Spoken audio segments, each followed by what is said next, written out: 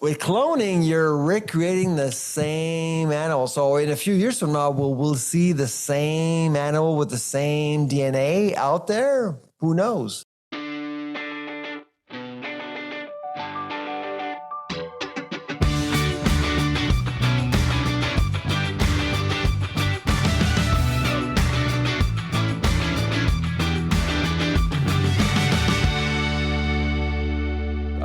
Closer Look with Michael Friscolanti. I'm Scott Sexsmith. Closer Look at villagemedia.ca. And, of course, our website is closerlookpodcast.ca. You and I have covered a plethora of topics on this program. Yes. Never in a million years would I have had on my bingo card asking you the question, how do you like your cloned steak? Yeah.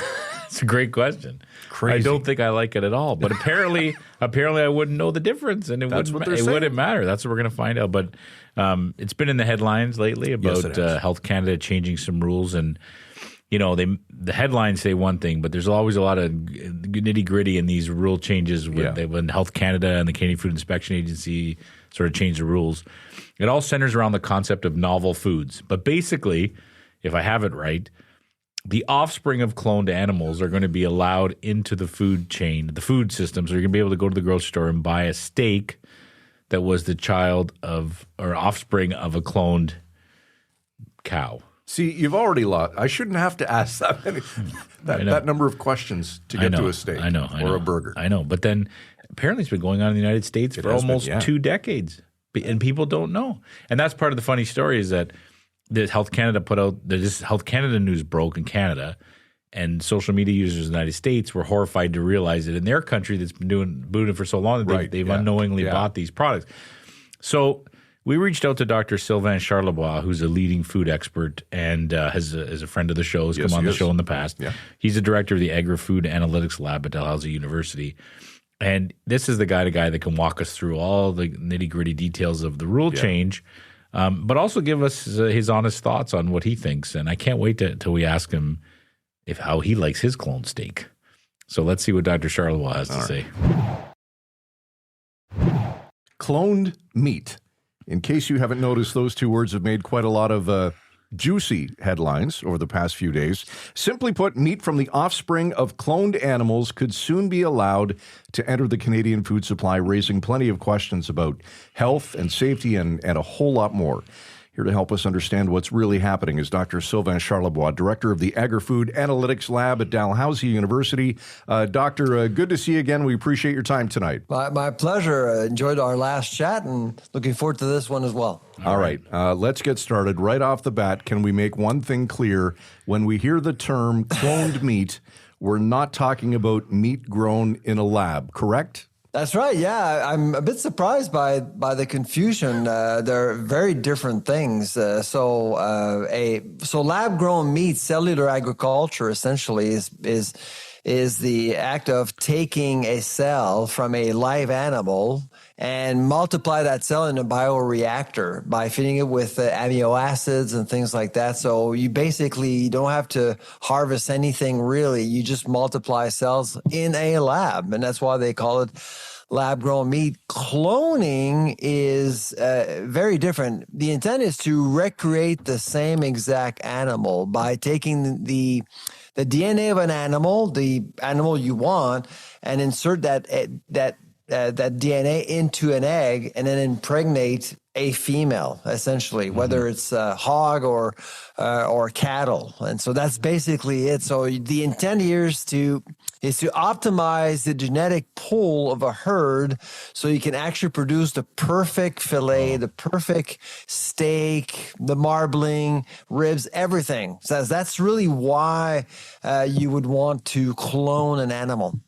So how widespread is animal cloning in Canada? Are we talking thousands of animals a year?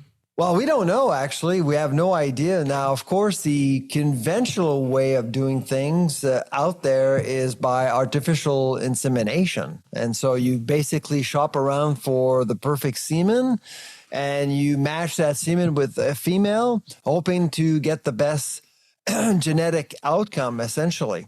And so with cloning, we don't know exactly how extensive that practice is in the real world. But of course, Health Canada has looked into the matter, has been studying the matter for a while, has looked at the literature, consulted, I believe, about 1,200 people.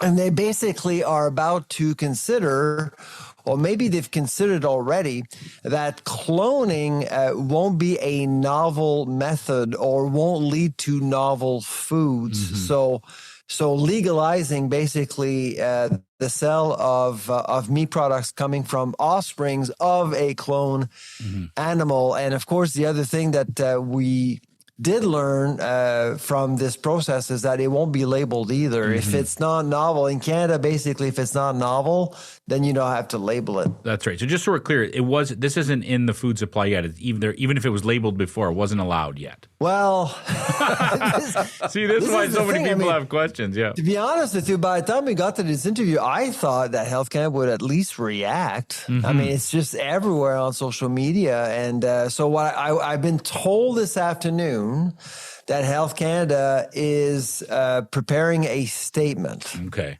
Because the reason why I actually outed Health Canada a few weeks ago is that I actually learned that Health Canada had no intention to release anything. It was just going ahead with it, and that's it. No labeling, no press releases, nothing. So it's a little difficult for me to comment on anything in terms of what's been happening out there in the field.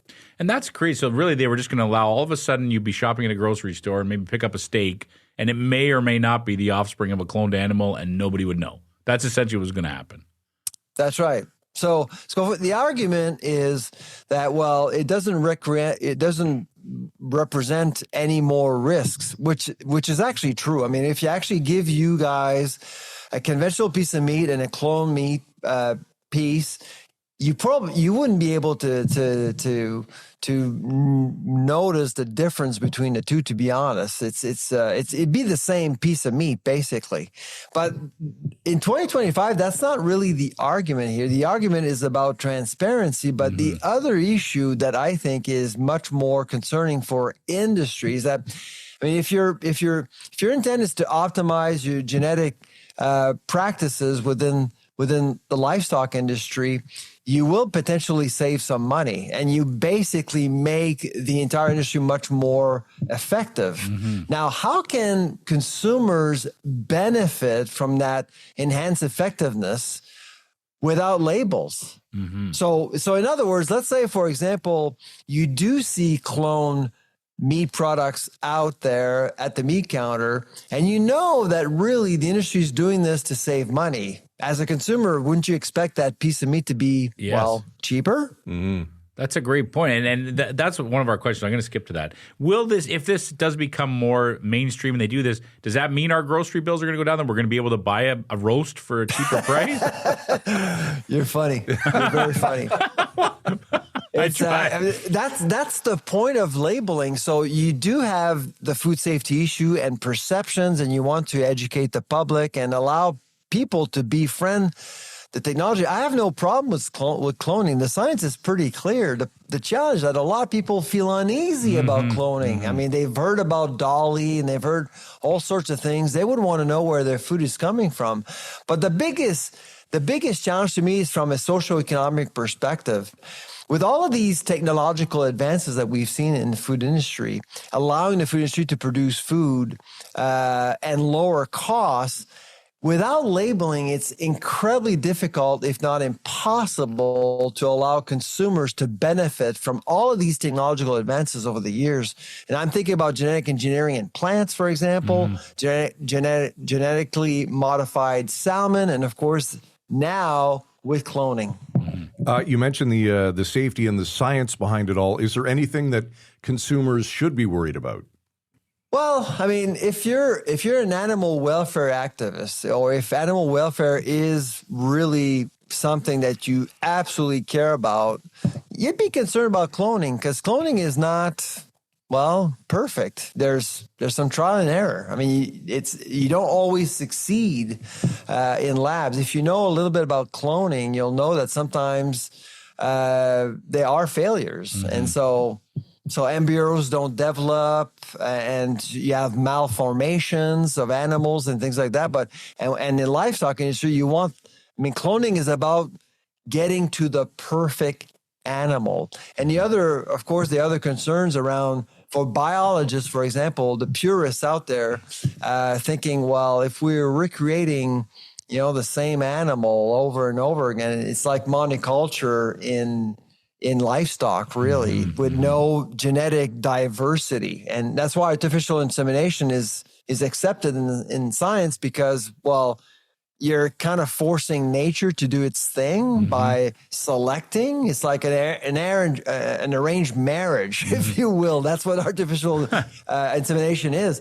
With cloning, you're recreating the same animal. So in a few years from now, we'll see the same animal with the same DNA out there. Who knows? It's fascinating. This did we go down so many rabbit. This is a fascinating country. Doctor, can I ask you that there are different rules in different countries? I think this has been around in the United States for a long time, but not in Europe. Is that correct? That's right. So in New Zealand, Australia, it's allowed in the U.S. as well. You see, in Europe, they have a different way to assess risks. So in Canada and the U.S., we look at the outcome. So the focus is on the outcome. Does the product look the same as the conventional product? And if it's the same, then it's not considered as novel. In Europe, they look at the process. And obviously cloning is very different than artificial insemination or other processes as well. So that's why they've been way more reluctant around genetic engineering in general. What's been fascinating is, since you have come out to talk about this issue and made it public, there's been quite the reaction on social media, like you talked about, and some of it from the United States, where people were shocked to discover that this had been a rule for so long there. For so long, yeah, absolutely. I honestly, I'm surprised by two things. On the one side, I am surprised that the regulator, Health Canada, is not doing anything and any risk communication whatsoever, which is really, well, it's not really surprising because they're repeating the same mistake, but I'm disappointed because it is 2025 and consumer trust is a big deal. So you want to be forthcoming. You want to inform the public. And frankly, cloning is scary for a lot of people. You want to at least invite consumers to befriend the technology in some way instead of allowing some NGOs to come in and basically control the narrative and scare everyone. My intent is not to scare anybody. The science is pretty clear. This is about respect towards the consumer. In the end, that's really what it's all about. And of course, the other surprise that I'm seeing is the reaction. I didn't know so many people were concerned about this. And after a while, you kind of realize, I guess people should be concerned about this, because it's not just cloning. It's a bunch of other issues that really we haven't seen the government being forthcoming about, issues that really impact how we produce food in Canada. Shocking, the government not being forthcoming. Weird. We don't usually see that. Is Health Canada a little angry at you, Doctor? Are you hearing from the back channels that they're a little upset you're kind of sounding the alarm here? They're always upset, the last time they were upset with me is when I outed them with the food guide. If you remember 6 years ago, I basically told the entire country that they never priced out the food guide versus the old one. So because I did ask the question to Health Canada, do you know if this new food guide, this plant-based food guide, it's going to cost Canadians more to feed themselves versus the old one? They never actually bothered to study that, which we did eventually, but they didn't like that. No, Doctor, we've seen the term mutant meat. Is that a fair description?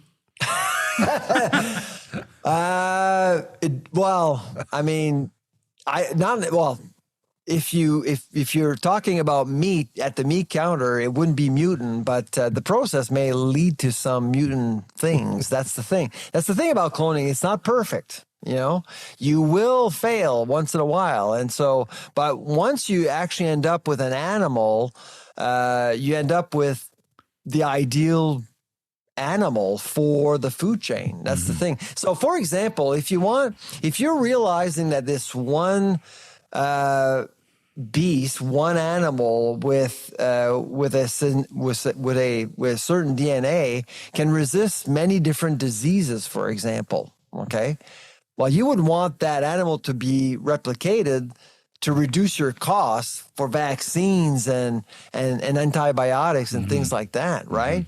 And so that's why I think the industry needs to be honest with Canadians in terms of why we're doing this, why we're allowed. Because right now the industry's all of what the industry is saying is that, oh, well, cloning is expensive.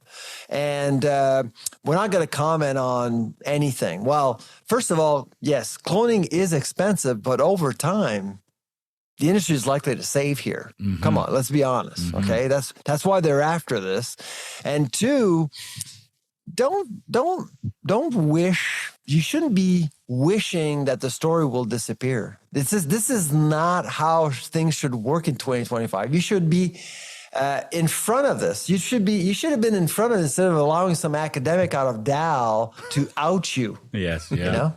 We've always believed that's why we love having these kind of conversations on the podcast. Let's talk about the issue. Let's figure out what all the sides are. Exactly. And let people know, that educate people. That's what I think. You know, you've talked about how the science is pretty clear that this meat is safe, that there's not a problem. So you yourself would be okay with a cloned steak? That's all right with you? Oh yeah, absolutely. I would eat one tomorrow for sure. Well, if only we were in the same city. Honestly, and like I said, I mean, the labeling issue to me is very much about a socioeconomic issue. Okay, let the consumer decide, and once you start doing that, you're going to see that the meat counter is going to become way more heterogeneous than it is now. Right now, it's pork, beef, and chicken, and they protect their terrain like there's no tomorrow. As soon as you start, the reason why we're talking about this, it's because of a organic pork producer that came to me with this information. Yes. You know why he cares? You know why he's concerned? Because he's concerned that a lot of people will say, you know what? If I have access to cloned pork and I don't know it, I'm going to ban pork. That's the problem here, okay? But if you clarify rules at the meat counter at retail and let consumers decide what they can pick and shouldn't, what they don't want to pick, then at some point it becomes easier for the industry to understand what has market currency and what doesn't, and what needs to be addressed and what doesn't. And right now, there is zero effort to achieve that social contract between the industry and the consumer. And it's shameful. That's fascinating. Yeah, that's fascinating. Yeah. Thank you, Doctor, for that. Doctor, before we let you go tonight, anything that we didn't cover on meat cloning that perhaps we should have? Well, I mean, like I said, we're repeating the same mistake over and over and over again. So hopefully at some point, Health Canada will get the message and will. Now, keep in mind, they'll probably say, well, we actually had some public discussions about this. There were events in 2024 about this to consult with the public. But nobody went.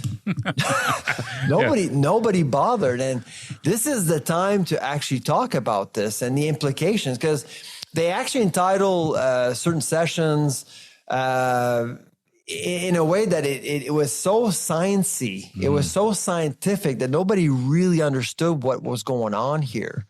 And so you want to use layman. So I kind of explained to you guys what cloning is, what lab grown is.